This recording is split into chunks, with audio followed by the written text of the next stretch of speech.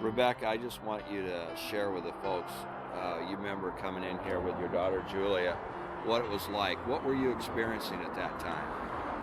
I had no place to go. It was in the middle of winter. I'd been homeless off and on for quite some time. And out on the streets, it's known that when you're at the end of the rope, that this is a place to come. So going back and just sharing a little bit more, were you experiencing any fears? What was going through your life? I mean, or were you just in a survival mode? Where were you at? I was addicted to drugs. I had lost my two boys. I had lost my relationship with my parents, lost touch with my relationship with the Lord, and just had no other option. Absolutely no other option. This is room 15. Okay. This is where I've had an extreme life-changing experience. I will always remember room 15. It's definitely part of my testimony. All right, let's go take a look. So That's where I was a baby. that's where you were a baby, and that's where Yeah. you stayed, huh? Great. And that's where my mommy slept. Okay. And that's where I slept. That's where my brother slept. Okay. Right, Great. Mommy? Yes. Right. So, Rebecca, coming into this environment, you just experienced being on drugs and what have you, and here you are in this safe, healing place. What began to happen in your life? Well, the first night, my toes thawed out. That would Okay. have to be the first thing. Another thing that is beneficial and necessary here that I had to assume responsibility for was my sobriety. And you have 2 weeks to get clean here. And in that 2 weeks, I did some changing as far as my lifestyle. However, my heart just wasn't there, but I was clean. And so I was able to stay clean in order to pass those drug tests to keep my daughter safe.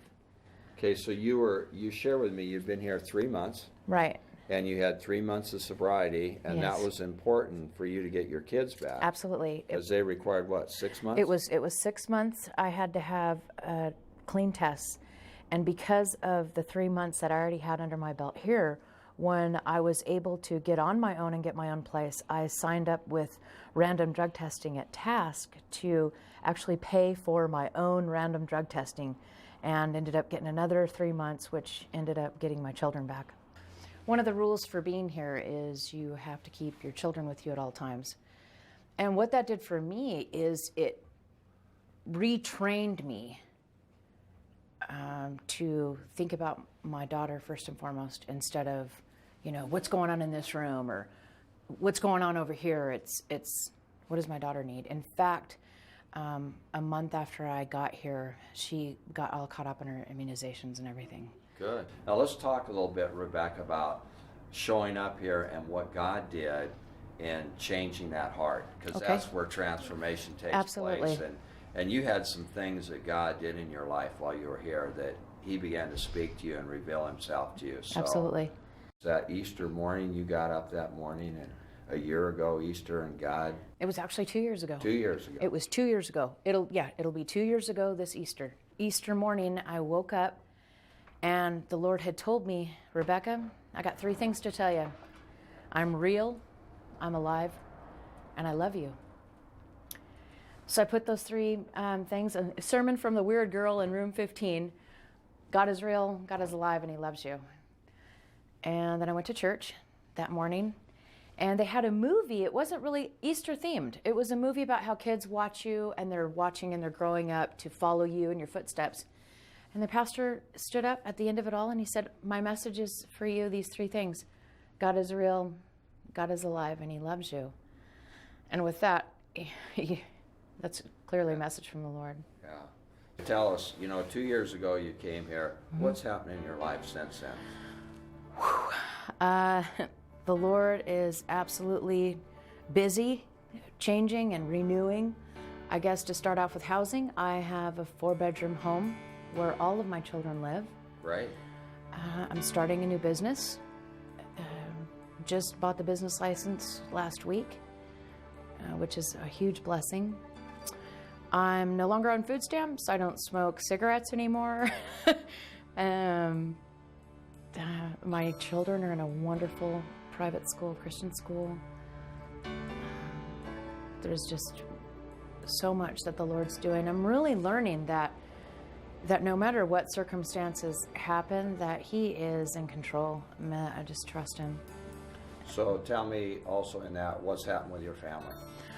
Your folks and you. Well, after not speaking for 5 years, I stopped sending hate email and started sending mail that says, I love you and I'm sorry. I love you and I'm sorry. I did that for about 5 months in a row, and then called my mom one day, and she just picked up the phone and said hi back. So we've been reunited since then, and that was it'll be 2 years in June. And I'll bet they're excited to have their daughter back. I would think so. I would think so. So is there anything you would like to just say to those that have made all this possible? I don't think there's enough I could say, except that it says in the Bible that when you did this for the least of these, you did it for me. So, thank you. There isn't enough that I could say, but I do know that I'm positive that the Lord will reward people for that.